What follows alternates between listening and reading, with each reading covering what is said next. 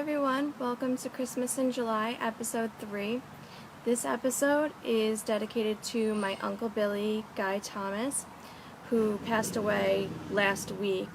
I'm going to read from my paper because I do not want to cry or get emotional, but I will explain the hat because it's from him. But I want to thank all of you too who commented on my Facebook author page with your condolences. Meant a lot to me. So I will tell you about my Uncle Billy. My Uncle Billy was a writer of screenplays, and that's why my first long work started as screenplays. We began talking regularly on the phone in 2008 when I became curious about writing a screenplay. Besides being in my family, he was my mentor. He encouraged me with my writing, spirituality, and voice. He saw everything in life as a possible story, and in fact, whenever my brother and I went on some adventure, Uncle Billy needed to be called from the location. He would always send us very different kinds of gifts, like this hat, that captured us to him. This hat was because of a true story that I had told him. He also came up with different names for us. I was Princess Flynn, or the Princess. He was larger than life and never gave up on his dreams. I'm hoping he's watching this right now because I want him to know that he changed my life, and I plan to put everything into making my work, art, and love as grand as possible and honor his legacy all the way. Thank you, Uncle Billy.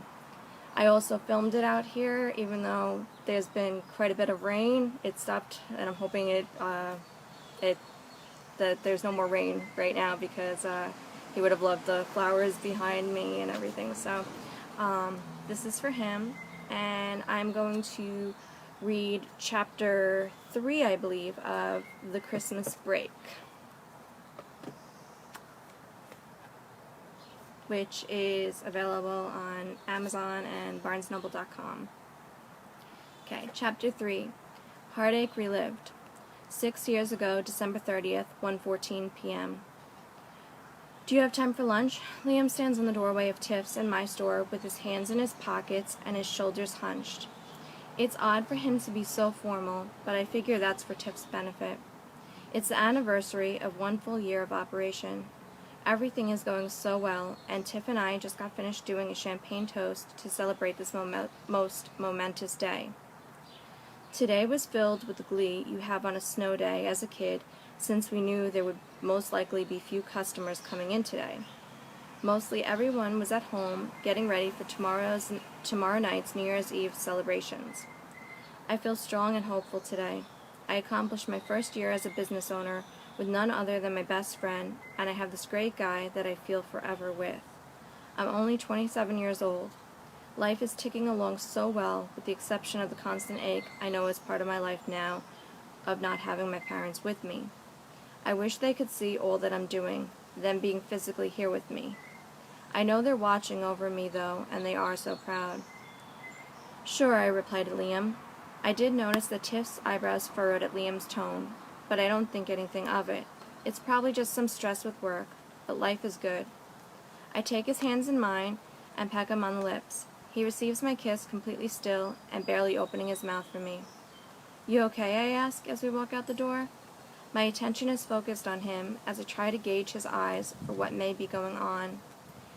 Is it something with work? His parents? Me? Yeah, we just need to talk. There's a clip to his voice as if he were in a hurry. What is it about? Everyone knows that the phrase "we need to talk" packs significance. It's almost as if it's stamped with the finality of something. Why is it that wanting to talk to someone Why is it that wanting to talk is something we've been conditioned to fear? That's what we do as human beings every day to interact. We talk. So by indicating some sort of need, that seems to imply that there's a lot of something's hidden or left unsaid. We walk a couple of buildings down to Katrina's sandwich shop. Katerina is a sweet lady. She's in her late 40s, recently divorced, and works hard to support her son, Matthew, who is planning on going to Harvard University in the fall. Hey, Charlie and Liam. Katerina stands at the counter and greets us as we enter. Hi, Katerina. "Hi," Liam says, polite but brief, his face tilting in a half-smile. "We'll get 2 coffees, please." "You got it, love." Katerina's eyes, I notice, try to read Liam's. His energy is stirring, and I'm not the only one who's picked up on it. I purse my lips and raise my eyebrows. Katerina's way, curious myself. She hands us our 2 cups, and I make my way over to the coffee bar for the milk and sugar, while Liam picks out one of the red boot tables all the way in the back by the bathrooms. I take a seat across from him, and am suddenly overcome by the business atmosphere that has cloaked our interactions since he picked me up. I look at him now, taking in how handsome he is, with his wavy brown hair, blue eyes, and heart-on-his-sleeve face of boyish innocence. I really love him. It upsets me to see him so stressed. I put my hands on the table. "So?" I ask with a cheeky grin, despite his serious expression.